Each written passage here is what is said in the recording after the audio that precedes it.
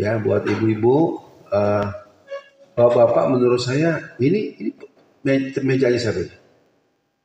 Enggak, ini yang dua di sini kosong. Ya, di sini aja Pak Edi. Jadi kita nggak terkesan diskriminasi peserta panitia.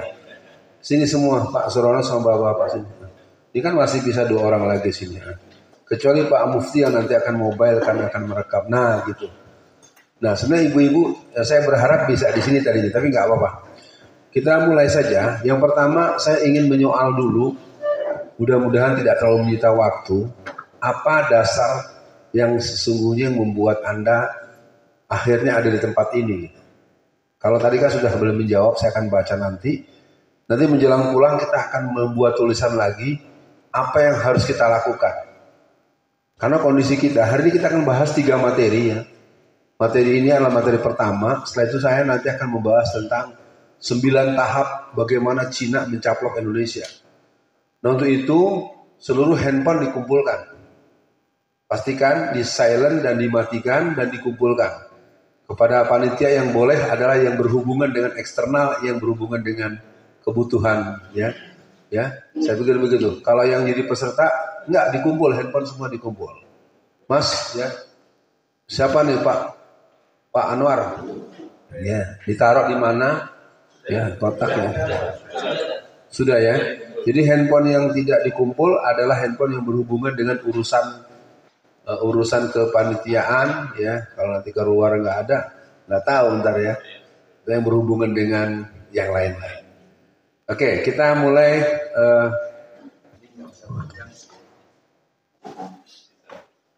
Jauh mana sih panjangnya?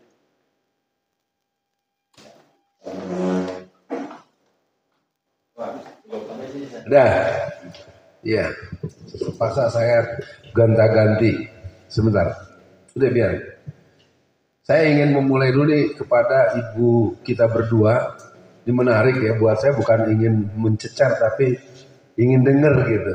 Ibu gantian Bu. Ibu kenapa sih ikut acara ini? Dipaksa suami ya. Nah kita mau dengar.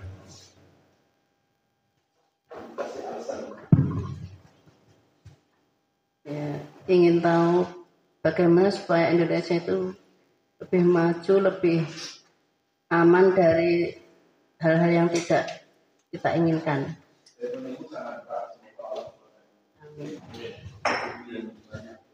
Dengan dinamika kehidupan begitu. Ibu satu lagi mohon maaf.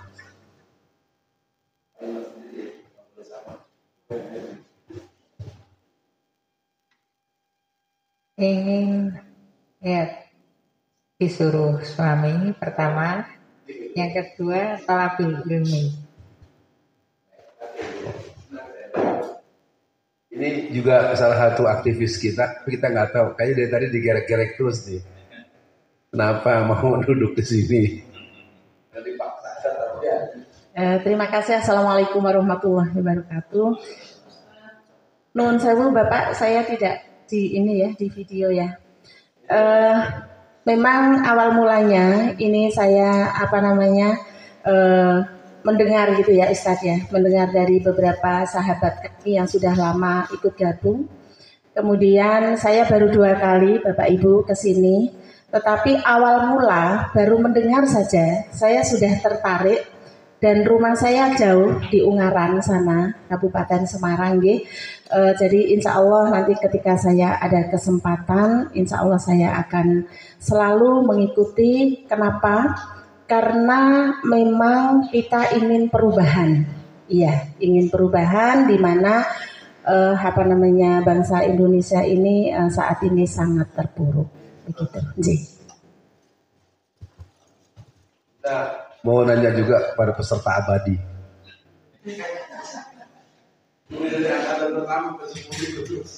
Ya, Bapak Ibu sekalian, saya mengikuti Ustadz Alfian sejak Ustadz Alfian membuka peluang untuk bergerak bersama, berjuang bersama beliau. Jadi itu dari Kalitan, terus berkembang sampai daurah 1 sampai 10 ini. Alhamdulillah saya tidak pernah absen. Jadi Bapak Ibu semangat ya. Banyak ilmu yang nanti akan didapat. Saya kalau lihat Bu Marfa lagi kurang kurang gembira, saya ikut bersedih gitu. Pak Anwar, silakan. Berapa kali itu?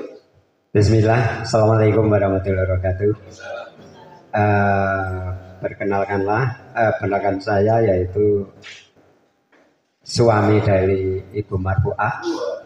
Saya ikut daurah ini dari awal 1 sampai 10 ini. Yang pertama yaitu di daerah Kemuning. Kenapa saya mengikuti? Karena kalau di rumah itu sama istri itu iki jane piye ya Bun? Awake dhewe ya gur piye. Lah, alhamdulillah saya mengikuti membersamai Ustadz Aifil Tanjung ini unek-unek cara Jawane ya. Unek-unek saya itu bisa terlampiaskan kepada Ustadz Aifil Tanjung. Kan Ustadz Aifil Tanjung itu Ustadz ya nasional, tidak ecek-ecek gitu. Begitu, semoga bapak-bapak di sini tambah semangat untuk membersamai Ustadz Aifil Tanjung. Billahi taufiq wal hidayah. Wassalamualaikum warahmatullahi wabarakatuh. Memang setia benar pacar. Saya mau dengar bapak ini. Saya karena belum sempat punya memori tentang anda. Sebutkan nama, tapi kalau Betawi bilang, lu ngapain ada di sini? Silahkan langsung aja ya. Saya Anto dari daerah. Sering ikut, cuman kita di pengamanan, kami dari Labai. Kami diundang oleh Ustadz Sulono dan diberi amanah oleh komandan kami Ustadz Abdullah. Insya Allah Ustaz. Yang lain belakang deh nanti lagi ya. Nggak ada masalah dengan saya kan? Ada masalah dengan saya. Bapak, ini penasehat kita. Kita punya pengajian politik Islam Jawa Tengah. Pak Rizal ini salah satu penasehat Prof. Haryono, Prof. Harsono, beliau, Pak Seto janji aja ya. Pak Seto yang janji nanti naik mobil saya. Iya, dia yang bilang mau pakai mobil dia. Oke, Pak Rizal sampai selesai ya. Siap? Sampai selesai ya. Umur 72 tahun Mas Anto. Baik, kita mulai ya. Mudah-mudahan materi ini akan kita range, kita update. Dan buat nanti materi kedua jangan gak ikut, itu materi baru. 9 tahap mencaplok Indonesia. Saya agak ngeri juga ya. Sebetulnya saya dipesankan oleh tim inti saya. Ini materi ini ada komitmen nanti disimpan. Nah, apalagi ini Pak Mufti ngerekam ini. Ya, nanti yang kedua saya lagi mikir karena sudah terlambat. Kalau Anda lihat itu saya aja Pak nyelemes ya. Selesai. Tapi nggak apa-apa. Kita coba selesaikan dulu materi pertama. Coba dikasih judul dulu. Kembali ke judul. Nah, judul ini adalah Indonesia Raya menghadapi penjajahan baru. Pak Anwar 10 kali hadir dan mengikuti ini. Bu Sulis itu ya? Iya, 3 kali ya. Subhanallah. Ya, beliau adalah orang yang sebetulnya masih jadi ASN. Beliau masih ASN. Makanya teman-teman harus bantu beliau tetap menguasai persoalan dan jangan membuat persoalan. Ya, mudah-mudahan luar biasa. Ini sebenarnya 2 kali dulu angkatan ke-6 juga ada dari Departemen Agama, ASN juga. Jadi sebetulnya di ASN juga jihadisnya ada juga. Materi ini adalah sebuah pembahasan yang sudah saya siapkan sekitar 20-an tahun yang lalu. Ini bukan materi baru. Makanya saya tadi sempat bincang dengan Mas Edi, basic saya filsafat pendidikan. Jadi saya terbiasa sebetulnya berpikir reflektif dan jumping thinking jauh. Biasanya kalau orang yang kenal dengan saya, Mas Anto sekali-sekali itu suka ngomong opo. Ya, dianggapnya saya itu ngelindur ngimpinya kejauhan. Tapi ternyata seiring jalan, seiring waktu gitu, Pak Agus yang pernah saya sampaikan, teman-teman malah bilang, gue pikir lu bohong dulu, katanya gitu ya. Memang susah, yang hebat ya Allah pastinya. Halo. Nah, kalimat ini sebetulnya membuat saya semakin was-was. Karena kalau kita lihat bagaimana persiapan Rusia dengan hulu ledak nuklirnya, Ukraina yang sebetulnya pernah punya sekitar 9.000 nuklir. Jadi Bu Marfuah, Ukraina pernah punya 9.000 senjata nuklir, tetapi dibohongin sama Rusia. Senjata lu sini, lu kenapa? Karena pemimpinnya pelawak. Jadi tentu ya teman-teman, jadi artinya Pak Amir, acara ini kelihatan santai, tapi sebenarnya kalau bahasa Betawi, lu rugi banget kagak ikut gitu. Ya, biasa menyepelekan, gue udah tahu Alfian itu siapa, biasa begitu. Nah ini mungkin nggak penting juga. Yang jelas, mari kita dengar. Tahun 2000 belum Pak. Itu keburu-buru aja, kemana sih? Tahun 2025, dua negara Muslim terbesar dunia, yakni Indonesia dan Pakistan, akan lenyap dari peta dunia. Lenyap itu sebetulnya ada dua hal, ya. Kelenyapan ini dua hal. Dia bisa lenyap karena hilang dari segi peran, atau dia berkolaborasi. Afghanistan setelah dia merdeka tanggal 15 Agustus tahun 2021, negara yang paling kuat membackup Afghanistan itu adalah Pakistan. Di Pakistan itu sebuah masjid besar yang disebut dengan Masjid Merah. Nah, Masjid Merah itu adalah masjid yang sekarang ini kegiatannya itu kalau ada pengajian itu rata-rata 500.000 sampai 1 juta orang. Dan ustadz-ustadznya itu datang bawa senjata. Kalau dulu dikepung, ya. Jadi saya ingin kasih kabar buat teman-teman, perkembangan di dunia Islam ini sebetulnya sangat seru. Makanya saya sebenarnya ingin bisikan kepada teman-teman di daerah Solo Raya. Solo ini ada dua-duanya. Ya, Haji Omar Said Cokro Aminoto dan penyambung daripada Kartosuwiryo itu sambungannya ada di Jawa Tengah. Cuma sayangnya kombinasi gerakan ini tidak menjadi perhatian untuk membentuk sebuah peran-peran yang fungsional. Ya, yang ada adalah saya merasa paling berjuang, pemilu ini togut, demokrasi ini kafir, gitu terus. Habis memberi fatwa, habis memberikan tudingan, habis itu turu. Ya terus terang aja. Jadi akhirnya kalau saya sih berharap pandangan ini orang-orang yang telah berinteraksi dengan saya dan kita semua harus kita posisikan. Jadi buat ibu berdua, saya bertanya tuh bukan konteks saya dengan Mas Rono teman, bukan. Kita ingin hadir di sini karena kita ngerti negeri ini tidak akan pernah bisa selesai tanpa tegaknya syariat Islam. Logikanya apa? Logika sosiologi. Negara ini 80% lebih, hampir 90% Muslim.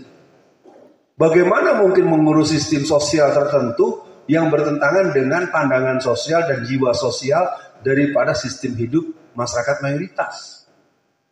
Jadi menegakkan syariat Islam itu kan sekarang jadi beban, seolah-olah kita ini jadi musuh orang lain. Harusnya orang lain yang maklum sama kita, orang kita mayoritas. Kenapa? Karena kita tidak memahami filosofi hakikat eksistensi sebagai komunitas mayoritas. Kenapa? Karena kita sangat tidak suka berpolitik. Akhirnya tertanamlah jiwa minder, mayoritas tapi serasa minoritas. Mayoritas tapi ojo ngomong gitu, ojo politik-politik, gitu terus. Dan kalimat itu terungkap, ya. Kemarin saya sebelum ke Jogja itu Mas Edi, saya sholat di Goro Asalam Bu Marfuah. Habis ngimami sholat, saya terus tausiah zuhur. Baru saya saksikan di Solo, saya bicara suruh berhenti. Iya, langsung berdiri. Saya duga nih orang Satgas PDIP. Padahal saya bicara sederhana. Selamat, kita sudah sholat berjamaah. As-salatu mi'rajul mu'minin. As-salatu hijabu minan nar. Saya keceplos nyebut nama. Ketika saya mengenalkan nama, saya ketua takmir. Saya udah biasa ngadep, saya liatin aja. Orang-orang yang dengar kan heran kok orang cuma tausiah. Jadi karena nyebut nama saya kemungkinan besar dia langsung meradang. Gak boleh ngomong politik. Saya belum ngomong apa-apa. Ya, Jadi ini terus terangnya buat teman-teman pengetahuan bahwa ada sudah mulai rasa kekhawatiran di banyak orang terhadap perjalanan kita menata perjuangan. Yang dibutuhkan sebenarnya mengkombinasi potensi. Kalau yang berdemokrasi masih merasa benar, demokrasi nggak ada benar-benarnya. Yang benar itu permusyawaratan. Dan dalam konstitusi kita, apakah di undang-undang dasar, apakah di berbagai institusi resmi yang berkekuatan hukum tetap, nggak ada kata-kata demokrasi. Nah, dari itu mari kita lakoni ini, rebut kekuasaan. Nah, kalau yang kombatan, yang latihan, iqdad, ribat, ya terus. Nah, ini disayangkan kan dibentur-bentur, akibatnya kita tidak semangat untuk merebut jadi Bupati Karanganyar. Karena Bupati Karanganyar hubungannya tidak baik dengan Islamic Center Karanganyar, makanya bangunannya kecil gitu, jelek. Coba kalau hubungannya baik, pasti bagus. Gitu ya Mas Edi ya? Clear ya? Nah, Indonesia kita yang pertama dikuasai sumber daya alamnya oleh pihak asing. Abraham Samad, mantan ketua KPK, mengatakan untuk Freeport saja. Freeport itu sebuah sumber daya alam yang isinya emas. Penamaan di luar disebut dengan Tembagapura. Itu keuntungan per tahun 2012 362 titik, 350 titik, nolnya 12. Itu baru di sana dari Freeport, belum yang di Halmahera, belum yang di Sulawesi Utara, belum yang di Gunung Pongkor Bogor, belum di Cikotok yang itu baru emas. Kemarin di nikel itu dijual dengan liar oleh teman-temannya si Binsar itu sekitar 5 juta ton. Dan untuk kasus nikel saja Cina mengambil keuntungan per tahun 2020-2022 10.000 triliun. Ya, kita ini nggak ngerti, merasa dapat utangan dari orang, tapi orang yang ngutang dapat keuntungan besar dalam bentuk yang sangat besar, dan kita belum bayar utang dia. Ketololan mana lagi kalau bilang Rocky Gerung, bener dah. Emang tolol kolektif. Kan kalau bilang tolol kena pasal. Ustaz, kalau Ustaz nggak boleh ngomong tolol, emang goblok. Ya, jadi kita sering diminta mengeufemisme istilah. Menyebut goblok, tolol, dibilangnya kasar. Tapi harta kita 10.000 triliun dibawa kabur, nggak ada yang soal. Emang goblok sama tolol teman-teman itu satu spesies. Yang kedua, berkembangnya pola dan gaya hidup yang berakar pada ideologi sekuler, liberal, dan pluralis. Kalau kita buka kasus-kasus terbaru mengerikan. Ya, bapak kandung memperkosa anak sendiri. Ya. Dan dia mempersilahkan temannya memperkosa anaknya sendiri. Aduh, saya nggak bisa lagi nerangin, udah ampun deh. Ada apa yang termasuk dalam pandangan kehidupan masyarakat sekarang? Yang ketiga, penguasaan sentra strategis bangsa kita oleh tirani minoritas. Tirani minoritas ini artinya minoritas kecil saeutik cek Sundanya mah. Gitu kalau bahasa Jawa sedikit. Titik. Tapi dia mempengaruhi semua hal. Hanya gara-gara mau Natal, kaum Kristen di Indonesia, bapak-bapak dan saudara-saudara, ibu-ibu di sini, cuma 6%. Hanya gara-gara Natal saja PPKM jilid 2 dihentikan. Enggak Desember 2021. Jadi umat Islam ini mayoritas, tapi enggak. Kita mayoritas tahun 2021, tahun yang sama. Maulid Nabi kita digeser hari. Tahun baru Islam kita digeser hari. Benar-benar kita nih nggak dianggap, karena kita nggak punya otoritas politik. Jadi saya udah bicara dengan Pak Edi. Ya. Kenapa nih peserta sedikit? Karena Alfian Tanjung nggak punya otoritas. Kalau saya punya otoritas nggak telepon-teleponin. Ibnu Abbas kirim guru-guru yang terbaik 5 orang. Ya, Darus Syahadah 5 orang. Terus dari pasar Klewer kepada kepala pasarnya kirim preman yang baru insaf 5 orang. Penuh ini ruangan, karena ada otoritas semua. Jadi selama orang di ruangan ini tidak ada yang berotoritas untuk melangsungkan kegiatan ke depan, kita nggak akan pernah puas. Ya, oke. Yang berikutnya adalah komunitas mayoritas menjadi umat yang masih menjadi budak di negeri sendiri. Kita apa? Libur kita digeser. Ya, giliran musim lebaran dia PPKM jilid 12. Gak boleh sholat id gak boleh di lapangan. Saya sering geram itu ya. Saya kan anak Betawi. Musim Covid saja itu yang namanya pasar Tanah Abang lebih dari 500.000 sampai 1 juta orang tuh yang tawaf di Tanah Abang. Tawaf Pamir. Belum pasar baru tuh gabungan kelompok Cina sama kelompok pribumi. Belum pasar Senen ada 3 gelombang. Bayangkan selama menjelang Hari Raya Idul Fitri 2022, 2021. Di 3 pasar besar itu saja lebih dari 1 juta orang. Giliran Idul Fitri, Masjid Istiqlal yang di Jakarta tidak mengadakan sholat Id. Di lapangan tidak ada sholat Id, dalam masjid juga tidak ada sholat Id. Apa pernyataan saya? PKI mana yang engkau dustakan? Tapi kan itu terjadi kalau nggak dibahas, nggak diungkap, kita nggak tahu. Kita anggap biasa-biasa saja. Emang permainan mereka. Ya kita masih sudah mulai kalau dibilang udah ketelatan ini urusan. Next. Nah, Pak Rizal, kita sampai pada mengingatkan bahwa kita tidak bisa berbuat banyak. Maka untuk itu, mari kita tanyakan anak kita, adik kita, keponakan kita, menantu kita yang lebih muda. Mari kita teruskan agar kita kita bimbing. Atau kita juga di sini ada Mas Ali, ada Mas Nano, ada Pak Edi dan kawan-kawan, Pak Surono yang luar biasa. Mas Rono ini sebetulnya menghibur sayanya terlalu dosis tinggi. Ya, sampai permaisurinya dua-dua dibawa. Ya, semoga diberkahi Allah dan dimudahkan rezeki. Yang pertama, bapak-bapak, ibu-ibu, mari anak-anak kita, keponakan kita ajak mereka untuk memahami anatomi persoalan secara utuh, menyeluruh, komprehensif, dan holistik. Bapak ibu punya anak sekolah, SD, SMP, SMA, S1, S2, S3. Udah tamat S3, ujung-ujungnya bikin lamaran kerja. Ngapain sekolah hampir 20 tahun, cuman ujung-ujungnya bawa lamaran kerja. Terus kerja gajinya UMR. Yang ngegaji SD aja kagak tamat. Ketololan apa lagi yang kita alami? Cina itu pada nggak pada sekolah. Ya, bahkan arahan mereka nggak perlu sekolah tinggi-tinggi, yang penting kaya. Makan loh. Kita ini pribumi habis sekolah mutang-mutang, sampai jual sawah tuh tetangga sebelah. Ya, biar nanti dipanggil gelar doktor. Makanya Rocky Gerung kuliahnya 6 program cuma 1 yang dilulusin, filsafat. Yang kedua, mempunyai kesiapan secara pribadi dalam artian yang seluas-luasnya. Jadi Bapak Ibu sekalian, pastikan anak-anak cucu-cucu kita tidak ada yang merokok. Bapaknya tidak merokok, anaknya merokok. Apalagi teman.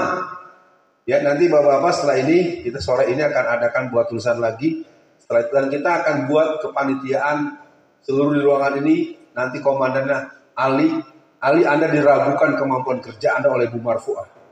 Siap membuktikan bahwa Anda tidak seperti yang diduga oleh Bu Marfuah? Tuh. Ya.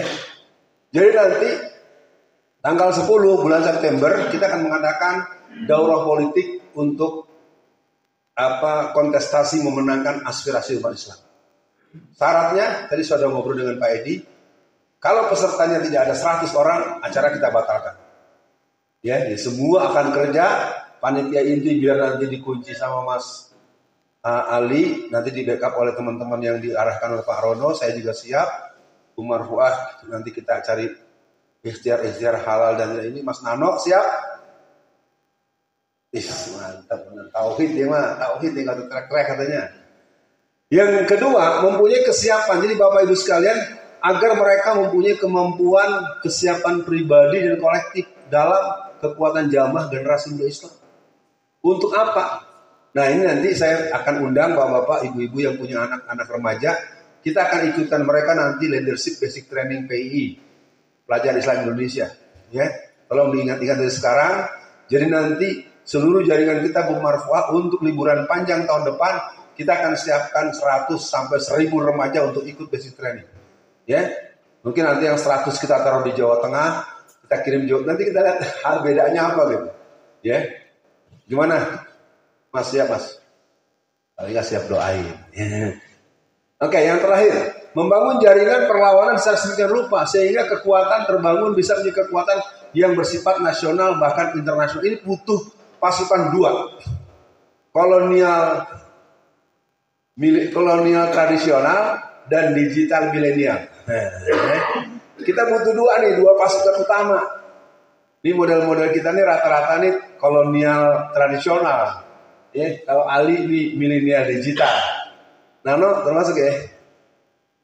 Iya, masuk apa? Tradisional ini? Kolonial bukan? Ya, kan harus digabung. Yang kolonial tradisional ini ya ngomong begini lah. Punya barang baru bingung makainya. Gimana mijitnya nih, mana yang kurang. Ya, waktu kita tidak terlalu panjang. Next.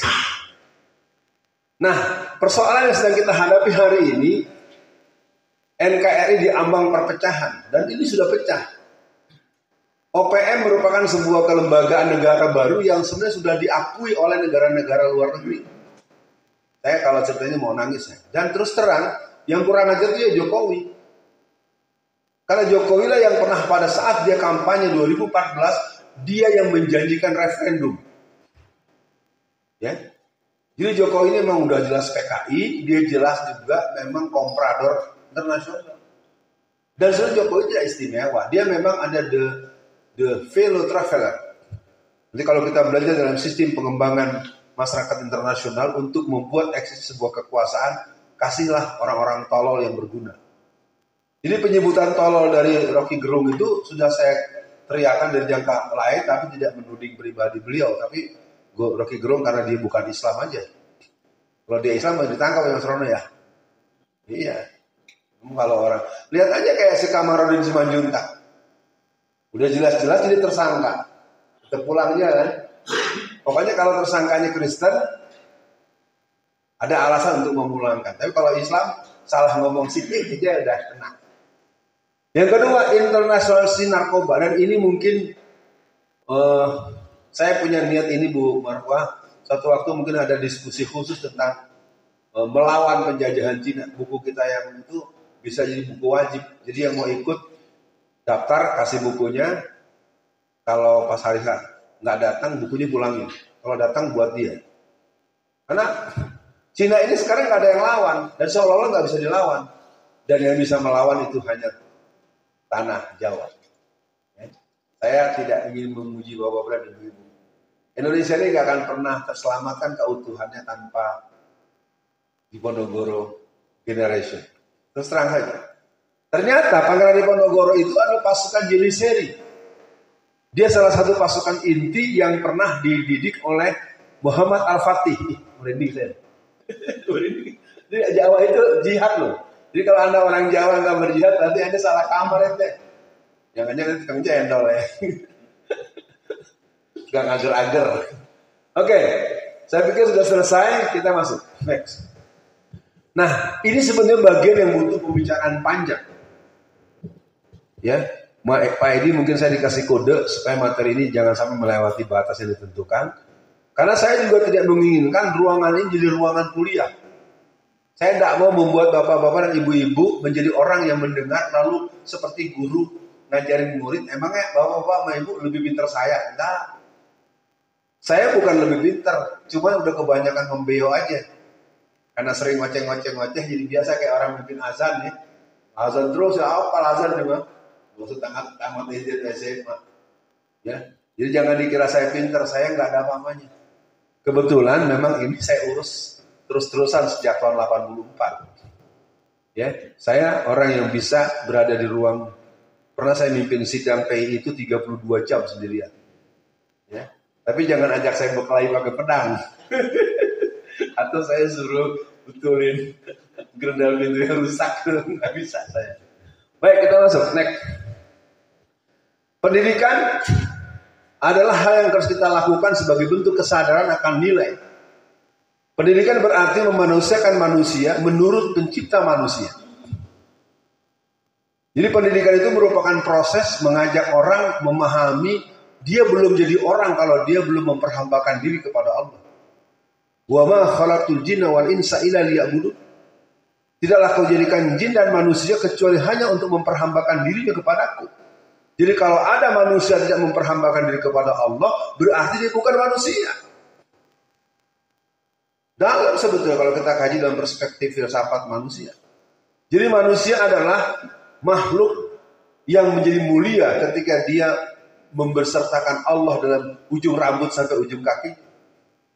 Persoalannya ada orang mengaku hebat lalu nggak sholat. Mengaku hebat lalu menganggap dia boleh berbuat apa saja tanpa ada pertanggungjawaban. Alamat mas. Yang kedua, penyelenggaraan pendidikan dilakukan dengan cara yang sangat mudah, murah dan menyenangkan, dan itulah di seluruh negara kecuali Indonesia. Hanya di Indonesia saja pendidikan murah jadi bahan kampanye.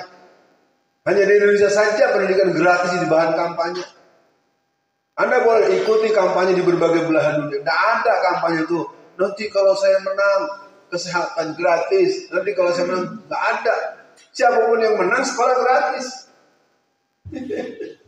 Coba lihat Brunei, lihat Jerman, lihat Vietnam, Turki. Semua negara-negara tidak ada menjadikan kegratisan pendidikan sebagai alat kampanye. Pilih Yono siap jadi Bupati Karanganyar. Kalau jadi Bupati Karanganyar, saya gratisin, nggak perlu mau Yono, mau Udin, mau si Paul, mau si Mahmud. Ya. Sedih Pak, negeri kita memang negeri tinggalannya jauh, 1000 tahun sejarah. Tapi seorang tolol-tolol model si Jokowi jadi presiden yang hebat. Yang ketiga, pendidikan sebagai pilar yang kokoh ketika peraturan dan konstitusi dalam kelembagaan secara institusi manusianya berpartisipasi berjalan secara sinergi. Nah persoalannya kita nggak pernah tahu bahwa negeri ini sebenarnya negeri yang sudah kita buat dengan bagus. Maka jangan heran pada bulan Juli tahun 2003 pengesahan Undang-Undang Sisdiknas 2013 saya lupa 2013 itu sampai harus turun 3,5 juta murid-murid dan guru-guru Muhammadiyah se-Jakarta, Bogor, Tangerang, Bekasi, Depok. Kenapa? Pasal 13A dalam Undang-Undang Sisdiknas nomor 20 tahun 2003 di pasal 13A mengatakan bahwa setiap siswa berhak mendapatkan pelajaran agama dari guru yang seagama dengan dia. Bagaimana Bos Sulus? Begitu kan? Tapi tidak disetujui oleh kelompok PDIP dan kelompok PDS. Dan mereka walk out. Wah gila kan? Karena mereka mengerti posisi politik itu. Kalau nggak ditekan sampai juta, masa kita mayoritas harus sampai begitu terus? Untuk memenjarakan si Ahok aja mesti korban berapa banyak? Terus terang pada teman-teman semua, materi ini tetap buat saya sebagai yang sering menyampaikan rasa makin ya Allah. Memang kita lemah di bidang pendidikan. Terutama pendidikan untuk memanusiakan manusia, bukan menjadi persiapan tenaga kerja pabrikan. Next. Ya.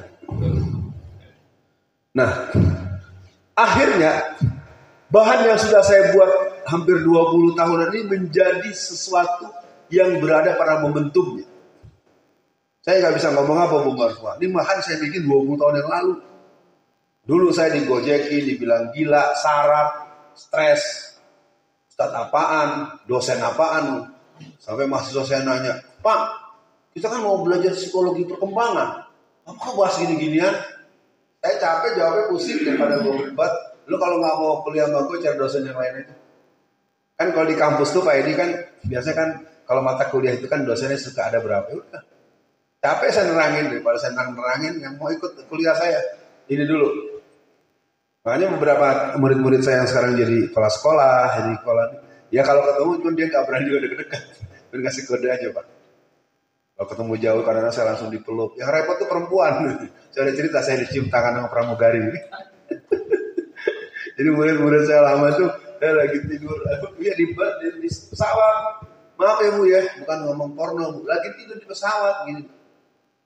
Tahu-tahu tangan saya diangkat sama pramugari dicium. Dosa ya Bu ya? Dosa enggak? Ya tapi kan salah dia, bukan saya nggak nyolek-nyolek dia. Terus habis cium tangan saya dia mundur. Manggil saya gini, Kak Alfian, maafin saya ya. Kamu siapa? Saya 27 tahun yang lalu di SMP ini. Jadi murid SMP mana? Terus dibilang apa? Maafin saya ya, saya nggak pakai jilbab. Gue bilang siapa lu, kenal juga kagak, inget juga kagak gue. Ya artinya apa? Mungkin ini sebagai pesan buat teman-teman. Saya juga dari dihibur oleh beliau bahwa anak-anak acara-acara begini begitu. Janji berenam, datang berdua. Ini juga panitia kalau nggak dipaksa duduk kelihatan tuh kosongnya nih ya. Gak apa-apa lah, berulang-ulang juga. Mari kita mulai. Lawan penjajahan ini. Indikasi bahwa kita berada di era penjajahan baru. Bangsa kita memiliki pola budaya yang tidak sesuai. Kita tuan rumah, masang bendera merah putih gak boleh. Masuk ke Pantai Indah Kapuk, Jakarta Utara harus pakai paspor. Gila benar negara ini. Kalau kita ngomong galak dikit, kita digebukin sama Brimob. Kalau berani dikit lagi, dia harus serbu rumah kita. Terlaluan. Sumber daya alam kita dijarah, dirampok, di hadapan mata kepala kita. Jadi kalau Anda lihat bagaimana orang-orang Sumatera Barat sampai membakar itu pusat tambang di daerah tersebut, di Sumatera Barat. Jadi orang-orang Sumatera Barat, orang Sulawesi Selatan, itu mereka nggak banyak ngomong, termasuk orang Aceh. PLT itu ditolak sama dia. Karena kami memilih wali kota, memilih gubernur, memilih bupati. Karena pemilihan langsung, kami tidak mau dikasih PLT semaunya. Kami mau PLT yang kami mau. Wah, keren. Itu pernyataan resmi dari seluruh ulama-ulama. Kita Jakarta capek-capek menangin Anies, tahu-tahu si Budi. Bapak Budi. Ini kakak Budi. Ya Allah. Yang ketiga, kebijakan publik akan sangat tergantung pada sikap Gedung Putih Amerika Serikat dan Beijing PKC Cina. Adanya sikap diskriminatif terhadap warga sendiri. Musim Covid kemarin, Bu, itu yang namanya vaksin. Orang yang datang dari Cina ke Indonesia itu cuma boleh vaksin 2. Tapi kalau kita pergi umroh, kita pergi ke Singapura harus vaksin 3 booster. Orang-orang dari Cina, anak-anak remaja yang usianya 17 tahun sampai anak-anak tidak pakai syarat. Silakan cek ke imigrasian. Keterlaluan Mas Edi. Gila emang negara yang sableng gak keturunan. Nah kalau diomongin gini dibilang kita seuzon sama pemerintah. Faktanya. Orang umroh jadi nambah 8 juta lagi. Gak bisa pulang kan, transit dulu. Ujung-ujungnya nyari duit. Yang kelima, selalu mengarahkan bangsa Indonesia untuk jadi negara yang berketergantungan dalam segala bidang. Kita itu punya minyak bumi. Minyak bumi kita diproduksi menggunakan alat di Jepang. Dengan menggunakan alat Jepang ditransmisi ke Singapura. Akhirnya kita beli minyak punya kita sendiri, beli dari Singapura. Kegoblokan apa lagi? Karena kita mau negeri ini dikelecehin mulu kalau bahasa Jakarta. Bahasa Jawanya apa ya Bu Marco? Ya emang sedih beneran. Ya. Jadi saya sendiri ya, buat ibu-ibu ya, 2 permaisurinya Pak Surono, ibu berdua ikut tidak rugi. Mengikuti suami itu pertama pahala, yang kedua memang gak rugi. Resikonya Ustaz Alfian ngisi ini dibayar berapa? Bu Marwa berapa puluh juta saya dibayar. Nah, selalu mengarahkan bangsa Indonesia untuk menjadi negara yang tergantung dalam segala bidang. Apa saja. Ya, saya ambil contoh ya. Kita tuh sering bangga kalau ada orang-orang turis ke Indonesia. Sering di videoin. Misalnya ke hutan-hutan. Suka main primata. Monyet-monyet itu digendong Bu Marwa tahu kan? Monyet-monyet. Tahu nggak Mas Ron? Sambil ngegendong itu sambil nyuntik nyedot darah. Itu diambil dalam jumlah besar. Darah-darah primata itu bisa menjadi make up yang harganya mahal. Kita nggak pernah ngerti. Ya turis berapa? Dia ngambil itu bisa sampai miliaran. Jadi banyak kerja-kerja orang luar ke tempat kita tanpa kita sadari. Dia merusak alam kita. Dia mengambil potensi alam kita. Tapi kita nggak pernah berasa. Emang gobloknya nasional. Sama dengan cerita apa tuh? Bedah rumah ya. Ini nggak semua ngerti. Yang udah dengerin saya 2 kali ngerti. Ya. Masih ingat ya? Bedah rumah. Masih ingat di kepala. Nanti lagi waktunya lama. Next. Nah, Mari kita masuk langkah-langkah perlawanan. Maka kita butuh satuan perlawanan. Pak Surono, apakah mungkin kita melakukan ini karena kita sudah dalam cengkeraman Cina? Nanti kita bahas materi kedua. Gerakan penyadaran. Ini antara satuan yang dipersiapkan dengan gerakan yang dimulai. Gerakan penguatan. Nah, wilayah yang terakhir ini sebenarnya adalah kesempatan kita untuk bertanya kepada pelanjut Kartosuwiryo dan bertanya kepada pelanjut Natsir.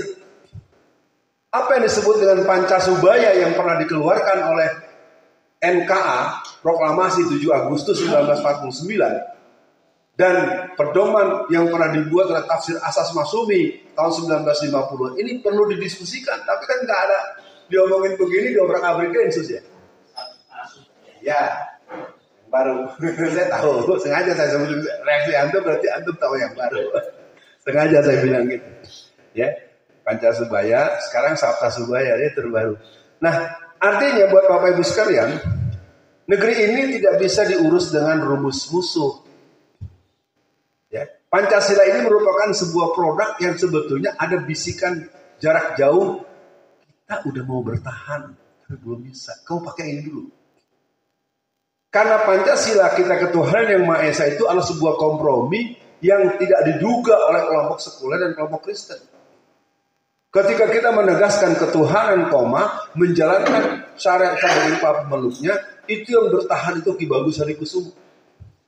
Ki Bagus Hadikusumo tokoh Muhammadiyah. Dia bilang, sampai mati itu saya nggak bakal rubah. Nah, Soekarno tahu orang yang didengar omongannya namanya Kasman Singondibejo. Kasman Singondibejo seorang tokoh, kalau nggak salah dia dari Jawa Tengah ya. Dia ideologinya bagus, tapi pernah jadi jaksa agung. Hubungannya dekat karena dulu jadi jaksa agungnya tentu atas perintah atau atas amanah atau penugasan dari Pak Soekarno. Jadi melalui Pak Kasman Singondibejo lah dibisiki agar Pak siapa tadi yang namanya? Lupa cerita. Nah, Ki Bagus Hadikusumo untuk melunak. Dan memang Soekarno bohong. Mas Kasman, tolonglah bilangin sama Ki Bagus 3 bulan saja. Jadi karena akan ada proklamasi, Soekarno bilang minta tolong pada Kasman agar Ki Bagus Hadikusumo mengalah, dicoret dulu. Jadi coret itu sementara doang, biar cepat. Habis itu pas balik lagi itulah dibuatkan puisi oleh Daud sebagai pimpinan DITI NDI wilayah Aceh. Ya, kan matanya buta, disiksa sama tentara. Jadi dia bilang, selama ini kau panggil aku kakak, tapi kemudian ketika kau berkuasa, maka dengan teganya. Kalau mau kita bahas memang, negara ini merdeka atas perjuangan ulama. Jadi keberadaan DITI, NDI, Masumi sebenarnya harusnya dilihat secara keseluruhan, nggak ada masalah. Dalam artian, sayangnya memang pembahasan itu butuh waktu yang panjang. Baik, kita teruskan. Satuan perlawanan, apakah kita bisa menyebut itu buat kita? Wallah. Baik di tingkat pusat maupun di tingkat daerah, hal ini ditempuh melalui kelompok-kelompok kajian berupa kelompok diskusi, gerakan yang disantuni kelompok pemikir. Hal mana kelompok pemikir, kelompok pelaksanaan di lapangan memiliki hubungan yang simbiosis mutualistis. Dengan rendah hati, dengan segala kebodohan saya buat ini 20 tahun yang lalu. Jadi ternyata saya membutuhkan perjalanan panjang untuk sampai kepada ini. Tapi kan kemudian, kalau boleh jujur, teman yang menghibur saya tinggal Pak Anwar Muhammad Fuah. Yang lain udah hilang semua, nggak tahu sebabnya. Saya nggak mau nyalain orang lain, Pak Edi ya. Kan kita nggak boleh juga nyalain diri sendiri ya. Masa sih Alfian begini nggak ada bener-benernya? Ya, sebodoh-bodohnya saya, sebejat-bejatnya saya, sekurang-kurangnya aduh saya, masa saya nggak ada bener-benernya? Gimana Mas Yono? Nggak mungkin ya. Pasti ada dikit lah kali ya, segini 1,5% ya. Next. Nah, kita lakukan ini mudah-mudahan. Dilakukan oleh jalur pendidikan. Makanya mesti ada di sini, ada yang kepala sekolah, jadi mudir, jadi guru, yang diperankan secara luas. Dari penggunaan kelembagaan pendidikan formal, pusat kajian, majelis-majelis ilmu, tempat berkumpulnya masyarakat, aktivitas dilakukan, aktivitas gerakan perlawanan sesuai dengan tingkat persoalan yang dihadapi dan teritorial kompleksitas persoalan. Maka kalau teman-teman berkenan, setelah ini kita lakukan, kita adakan daurah secara intensif. Saya punya tekad 35 angkatan, 3 kota kabupaten seluruh Jawa Tengah. Pertanyaannya semangatnya di forum, biar pelaksanaan orang nggak ada. Masang begini aja udah mau dimulai baru dipasang, ya harusnya kan panitia dari malam di sini ya. Anwar nih nggak bener kerjanya, honor dikurangi. Next, nah gerakan penguatan, kesadaran yang dimiliki secara luas dan merata perlu mendapatkan penguatan, baik secara nilai mental spiritual. Nah ini mungkin perlu difikirkan. Saya tidak tahu ya Bu Marfa, kapan kita punya program mabit? Kita kurang energi spiritual dosis tinggi, mabit. Kan Ustadz Ali baca Qurannya udah bagus, penguasaannya boleh dibilang maksimal. Ya kita 1 rakaat ya mungkin cukup 50 ayat. Ya, 2 rakaat 50 ayat kayaknya juga udah pegel juga tuh umur ya. Jangan satu rakaat 30 juz. Enggak, ini ada persoalan serius karena ketika Habib Bahar dalam satu pidatonya menyatakan bahwa ada ini tertentu ya, dia sebut wali tertentu yang 1 rakaat itu 30 juz. Saya tanya sama Ali. Pertama, diperbolehkan nggak oleh Rasulullah gitu? 30 juz 1 rakaat. Kedua, mungkin nggak? Ini persoalan, tapi itu kan pidato untuk seorang Habib Bahar di forum resmi. Saya nggak mau belatan ilmu, saya nggak ada. Ya. Dan sayangnya masyarakat kita sering suka dengan hal-hal yang aneh-aneh gitu. Ya. Semakin mencintai, na'udzubillah. Semoga saya tidak salah sebut. Nah, dengan gerakan penguatan ini sebetulnya kita bisa berterus. Makanya mudah-mudahan hari ini kita gabung sajalah antara kesadaran dan penguatan. Masa belum sadar-sadar udah ngikutin acara. Makanya buat ibu masih berapa lama lagi pensiun? Nah iya, tahun depan ibu siap jadi narasumber. Namanya Ibu Marfa ya. Ya. Ini ibu-ibu berdua yang masih punya bayi saya, masih punya bayi dua-duanya. Udah, nanti bergabung bikin mentor khusus. Kita orang tua suaminya pada minggir-minggir. Next, Mas Adi kasih tahu kalau waktu saya sudah habis, jangan dibiarkan. Gerakan kemerdekaan diawali dengan keberanian kita untuk membayar hutang-hutang kita atau memotong jalur hutang. Ini perlu diomongin dengan Anies Baswedan. Ya, yang berani kan waktu itu ketika Mahathir Muhammad di usia 92 tahun dia menang. Ya kan? Maka utang dari Najib Muhammad diamputasi. Itu bukan saya yang utang kok. Apalagi Jokowi ijazahnya palsu. Dengan ijazah palsu berarti transaksi atas nama dia menjadi batal demi hukum. Gara-gara palsu Gus Nur tentukan 10 tahun. Nah, yang berbuat palsu dia kita yang dihukum. Negeri gemblek. Hal ini dilakukan dengan keberanian dari semua lini pengelolaan bangsa ini, dimulai dengan menjadikan hal ini sebagai pendapat umum, menjadikan pembicaraan di tingkat legislatif, menjadi kebijakan pemerintah baik secara internal, nasional, dan kebijakan politik luar negeri. Bu Marfuah, ente dengar sampai 1000 kali, ente gak akan pernah bilang materi ini bahas. Saya berani, tekad. Saya ada yang ngisi materi aja sering mau nangis kalau yang ngomong. Ya yang hebat Allah lah, bukan gue. Next. Kita tutup. Apa ya? Ya. Akhirnya semua akan sangat tergantung pada pahlawan bangsa. Dalam sebuah buku yang berjudul Mencetak Pemimpin Islam, di kata pengantar dikatakan, ketika negeri dalam sebuah negeri, ketika negara-negara dalam keadaan berat, orang sering bertanya, siapa yang akan melakukannya?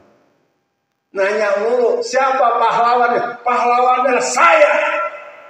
Saya lah yang jadi pahlawan berlanjut terah di Ponorogo.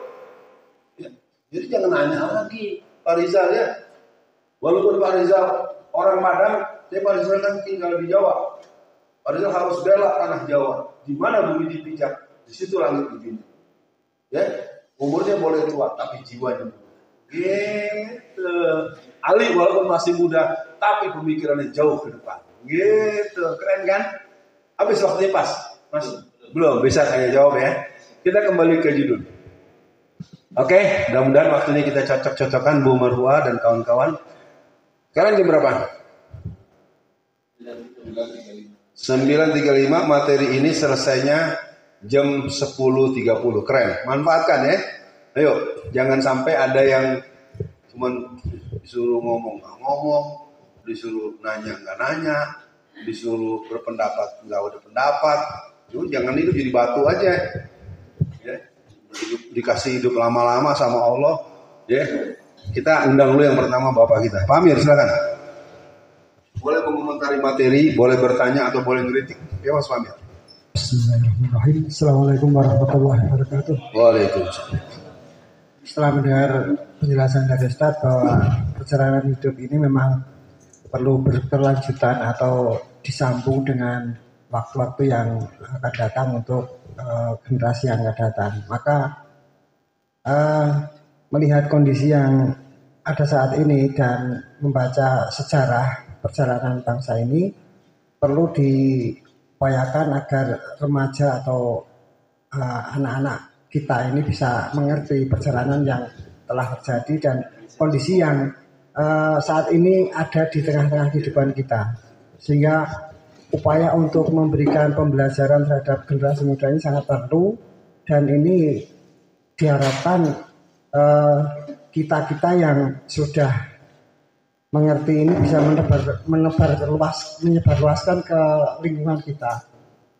Sebenarnya untuk kajian seperti ini memang sangat dibutuhkan oleh umat masyarakat Indonesia tentunya. Cuman persoalannya adalah mereka yang berkenan untuk hadir dan mengikuti kegiatan-kegiatan macam ini akan sangat terbatas, karena memang seperti yang disampaikan ada banyak ketakutan di antara orang-orang yang ada di sini. Mayoritas, tapi jiwanya memang jiwa minoritas ini yang terjadi, dan itu benar-benar kita rasakan dalam perjalanan ini. Sehingga kalau kita berada di kampung misalnya, bicara-bicara soal politik ini memang sangat dirasakan tabu. Padahal sebenarnya ini realita kehidupan seperti itu, dan kita mesti melek dengan keadaan yang sangat mengkhawatirkan ini. Inilah yang saya rasakan, dan perjalanan ini mesti perlu ditindaklanjuti dengan langkah apa yang bisa kita kerjakan ke depan. Jadi yang tua maupun yang muda yang hari ini ada di sini mudah-mudahan bisa melangkahkan kaki untuk bergerak lebih jauh, sehingga ada bekas, ada asar untuk masa depan. Bicara, Pak Amir ya, kita akan nanti persilakan yang acung tangan, tapi dalam kehormatan cinta saya kepada Pak Rizal. Rizal kedinginan, Pak Rizal dengerin saya menyampaikan materi. Pak Rizal mau bicara apa bebas.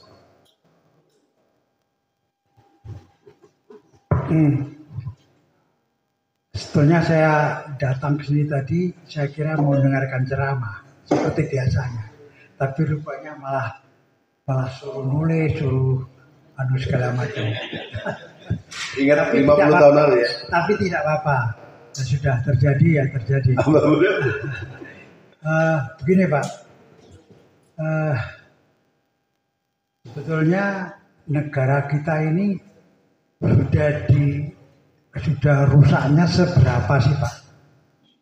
Bahayanya Cina itu bagaimana? Karena kalau kita lihat di medsos dan segala macam kok sayangnya kok ngeri sekali gitu loh saya. Seakan-akan ini sudah mau hancur negara ini, mau jadi komunis. Nah, usaha kita apa sebetulnya untuk mencegah itu semua? Cukup itu aja. Baik, Mas Yono ambil mic-nya. Sebelum Mas Yono, saya komentar dulu. Nanti kita menjawab di materi kedua dan ketiga. Pertanyaan Bapak tadi. Pak Amir nanti saya jawab setelah Mas Yono. Silahkan. Assalamualaikum warahmatullahi wabarakatuh. Waalaikumsalam. Seperti yang Bapak sampaikan tadi, emang buat generasi muda sekarang harus ada pelurusan sejarah biar tahu keadaan bangsa kita itu gimana. Terus yang kedua, negara kita ini sedang tidak baik-baik saja. Terus apa langkah-langkah yang kedepannya, terutama generasi muda dan penerus-penerus bangsa ini? Ya baik.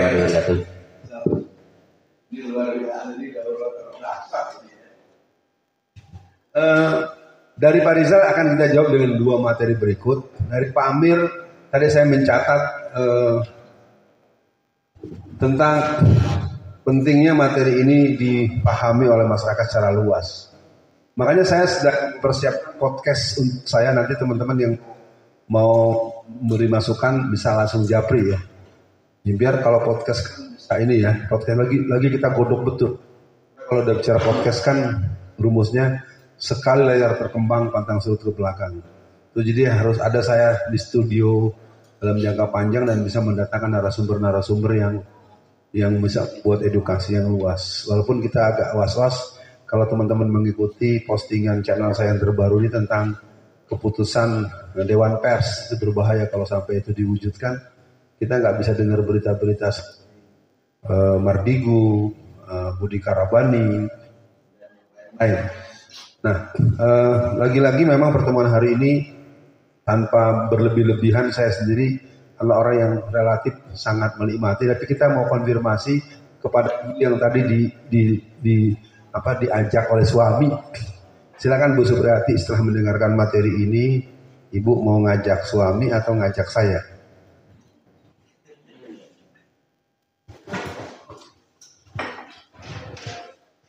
Assalamualaikum warahmatullahi wabarakatuh.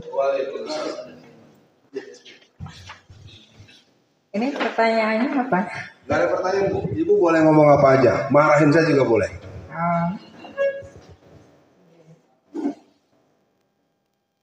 Setelah mendengar materi ini kan Ibu kan langsung berasa. Iya. Silakan Bu. Ya, dari yang saya dengar tadi mungkin banyak berita yang di desa kami masih kurang banyak yang tahu. Juga pendidikan serta sosial di desa kami masih kurang tahu apa pengaruhnya penjajahan yang dilakukan oleh Cina, baik itu dalam segi ekonomi maupun budaya. Itu aja. Subhanallah, bagus sekali. Bu Marfah, tolong diizinkan kepada ibu kita semua. Silakan. Ya, mau nanya atau mau memanggil memori selama berdinas atau bersiap-siap jadi ketua panitia kalau pas pensiun nanti? Tadi saya menyimak di paparan depan. Ini yang saya soroti tentang pendidikan yang saya rasakan. Jadi waktu saat ini pendidikan itu memang benar-benar sangat mengkhawatirkan, terutama tentang sikap atau perilaku unggah-ungguh sopan santun. Kami para guru itu ingin sekali bagaimana untuk pendidikan ini seperti kembali terdahulu ya, karena kalau dahulu itu ada pendidikan budi pekerti, kemudian ada sejarah dan sebagainya. Walaupun sekarang ada, cuman sepertinya kurang sekali untuk diterapkan, terutama dalam hal pendidikan. Terutama ini sekarang ini yang sangat masih risau para pendidik itu tentang kurikulum. Ini memang benar-benar kita rasakan, di mana kita tahu bahwa yang memegang kendali atau pendidikan ini seharusnya itu memang benar-benar beliau yang pakar atau memang benar-benar yang mengetahui tentang pendidikan. Kami para pendidik bisa membandingkan, bisa merasakan saat ini ketika Menteri Pendidikan sebelum-sebelumnya yang benar-benar mengerti tentang apa itu pendidikan, itu contoh, itu beliau almarhum Bapak Sulis. Nah itu, terus kemudian yang akan kita ayo dudukkan bersama adalah Bapak Anies Baswedan. Itu kita, waktu itu beliau menjadi menteri, kita sudah sedikit para guru ini bisa merasakan bagaimana untuk menerapkan tentang pola pendidikan yang benar untuk anak-anak. Hanya itu yang saya rasakan saat ini.